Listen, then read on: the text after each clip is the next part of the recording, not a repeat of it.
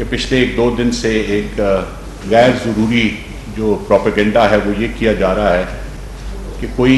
ایسا نجکاری کا عمل ہے جو اس کیئر ٹیکر گورنمنٹ نے شروع کیا ہے، یا نجکاری کا کوئی ایک ایسا ایجنڈا ہے یا کوئی ایسا اختیار یہ کیئر ٹیکر گورنمنٹ استعمال کرنے کی جا رہی ہے یا اس کے اندر ہم استعمال کرنے جا رہے ہیں جو آئین اور قانون ہمیں نہیں دیتا۔ تو پہلے تو میرا خیال ہے اس بنیادی سوال کو اگر ایڈریس کر لیا جائے کہ جو آج میں جو کام کر رہا ہوں وزارت پرائیویٹائزیشن میں، نجکاری میں، وہ ہم نے ایزیوم نہیں کیا وہ اختیار، اور میرا خیال ہے کہ یہ بات کافی ڈیبیٹ ہوئی جب پچھلی حکومت نے ایک امینڈمنٹ کی سیکشن 230 کے سب سیکشن 1 اور 2 کے بعد انہوں نے ایک پرووائزو ایڈ کیا جس میں جو کیئر ٹیکر گورنمنٹ کا مینڈیٹ ہے اس کو ایکسپینڈ کیا گیا، اور اس وقت کی بات اتنی وسعت سے اور اتنی تفصیل سے ڈیبیٹ کی جا چکی تھی کہ میرا خیال ہے اس میں کوئی غلط فہمی کی گنجائش نہیں تھی،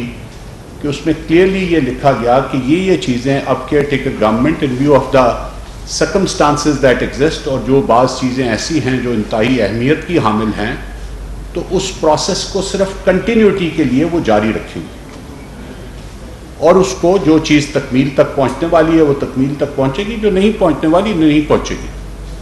دیکھیں، ایک بات تو بڑی کلیئر ہونی چاہیے سب کے ذہن میں کہ جو نجکاری کا عمل ہے اس کے لیے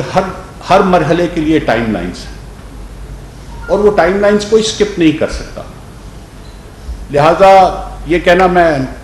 مطلب بعض اوقات کچھ چیزیں ایسی بھی آتی ہیں جن پہ ہنسی آتی ہے کہ یہاں تک میں نے سنا کہ جی فواد حسن فواد کو یہ ٹاسک دیا گیا ہے کہ وہ 3 ماہ کے اندر اندر پی آئی اے کو بند کر دے، ان سو مینی ورڈز۔ تو کمال کی بات یہ ہے کہ جس دن میں پہلے دن آیا اور مجتبیٰ میمن میرے سیکرٹری میرے ساتھ بیٹھے ہیں، اس دن صورتحال یہ تھی کہ جون سے پی آئی اے کچھ لونز لینے کی کوشش کر رہی تھی ٹو کیپ فلائنگ، اور میرے پہلے دن آفس میں آنے پہ مجھے یہ بتایا گیا کہ اگر آج یہ پیسے نہیں ملے تو ہمارے جہاز کھڑے ہونے اور امپاؤنڈ ہونے مختلف جگہ پہ شروع ہو چکے ہیں۔ اور آپ میں سے بہت سے لوگوں نے ان سٹوریز کو کور بھی کیا کہ فلاں جگہ پہ جہاز لیسور نے روک دیا، فلاں جگہ پہ تیل کی پیمنٹ کی وجہ سے نہیں دیا گیا، اس کو اڑنے نہیں دیا گیا یا لینڈ نہیں ہونے دیا گیا۔ تو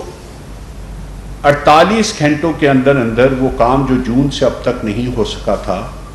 وہ ہم نے وزیر خزانہ کی مدد سے، اور میں بہت شکر گزار ہوں، آج میں آن ریکارڈ لا رہا ہوں کہ ان کی مدد کا بہت شکر گزار ہوں کہ ہم نے ان پیسوں کا انتظام کیا، اور آج الحمدللہ پی آئی اے فلائی کری اور اپنے پورے آپریشن پہ جو بھی ان کی جتنا بھی اس وقت فلیٹ ہے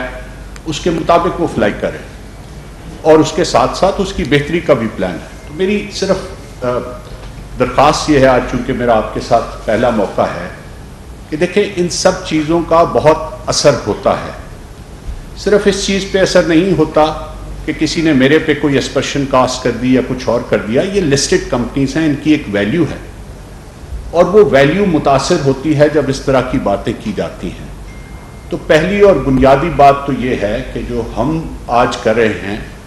اس کا اختیار الیکٹڈ گورنمنٹ ہمیں دے کے گئی ہے، ہم نے کوئی اختیار ایزیوم نہیں کیا۔ لہذا یہ کہنا کہ جی نجکاری کا کوئی ایجنڈا ایسا ہے جو اس حکومت کا ہے، اور اس سے بھی زیادہ یہ بھی ذہن میں رکھیے کہ یہ نجکاری کا یہ جو پلان ہے، یہ جو لسٹ آف آرگنائزیشنز ہیں جو نجکاری کے اس پہ ہیں اور ویریس سٹیجز پہ ہیں، کوئی ایکٹیو پرائیویٹائزیشن لسٹ پہ ہے، کوئی ابھی ایویلیویشن کے مراحل سے گزر رہی ہے، یہ ساری نہ تو پچھلی حکومت نے ساری ان کو ڈالا، نہ اس سے پچھلی حکومت نے ڈالا، نہ اس سے پچھلی، یہ 2001-2 سے لے کے یہ سلسلہ شروع ہوا، اور آج اس پہ ایک سگنیفیکنٹ نمبر آف آرگنائزیشنز ہے جو موجود ہے۔ آپ چاہیں گے تو آپ کے ساتھ وہ لسٹ بھی شیئر کر لیں گے۔ اگین یہ کیئر ٹیکر گورنمنٹ میں اس میں کسی بھی آرگنائزیشن کا یا کسی بھی انسٹیٹیوشن کا اضافہ نہیں کیا، یہ ہمارے مینڈیٹ میں نہیں ہے۔ اگر ہم یہ کریں گے تو وہ غلط ہوگا، لیکن جن انسٹیٹیوشنز اور آرگنائزیشنز کو منتخب حکومتیں پرائیویٹائزیشن کی لسٹ پہ ڈال چکی ہیں اور آفٹر ڈیلیبریشنز انہوں نے یہ کام کر لیا ہے،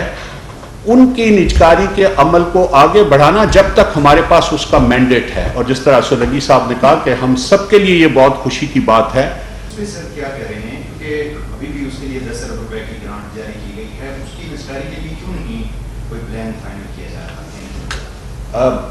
دیکھیں ہماری حکومت کی میرے خیال ہے یہ میں اپنی ذاتی وزارت کی بات کرتا ہوں چونکہ یہ آج ہوا، مجھے آئے ہوئے ویسے آج 5واں دن. تو آج جس وقت آج صبح سے ہم پاکستان اسٹیل ملز کا جو فائنینشیل ایڈوائزر ہے جس کا تقرر 2020 میں کیا گیا، آج ان کے ساتھ ہم ریویو کر رہے تھے کہ آج تک وہ پروسیس کہاں تک پہنچا ہے. میرا یہ خیال ہے کہ پی آئی اے پہ فوکس اس لیے زیادہ ہے کہ پی آئی اے میں دلچسپی زیادہ ہے.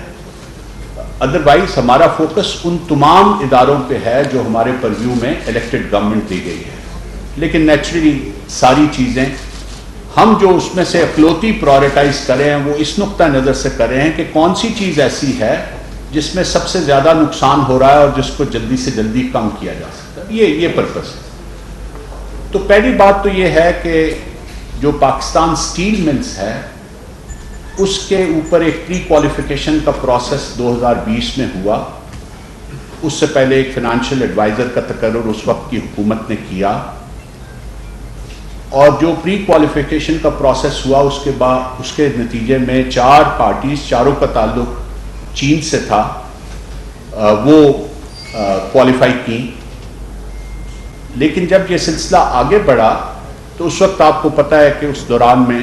کرونا کی وجہ سے جو انٹرنیشنل اکانومی ہے اس میں ایک ڈاؤن سلائڈ شروع ہو چکی تھی اور پروجیکشنز جو تھیں فیوچر کی جو آج ہم جس سے گزرے ہیں اس سے ذرا زیادہ خوفناک تھی. ہم غالباً کرونا کی جو ایکچوئل پروجیکشن تھی اس سے پھر بھی عالمی اکانومی تھوڑی سی بہتر جا رہی. بہرحال اس وقت جو 4 میں سے 3 پارٹیز تھیں انہوں نے ابھی تک سیکرٹری صاحب میرے ساتھ بیٹھے کیونکہ ان کا ان سے رابطہ رہا ہے تھرو آؤٹ اور فائنینشیل ایڈوائزر کے کہنے کے مطابق بھی وہ اب اس ٹرانزیکشن میں انٹرسٹڈ نہیں ہے for a variety of reasons, جس میں سے ایک بہت بڑی وجہ یہ بھی ہے کہ انٹرنیشنل ڈیمانڈ اور لوکل ڈیمانڈ جو اسٹیل کی ہے اس میں خاصی کمی آئی ہے.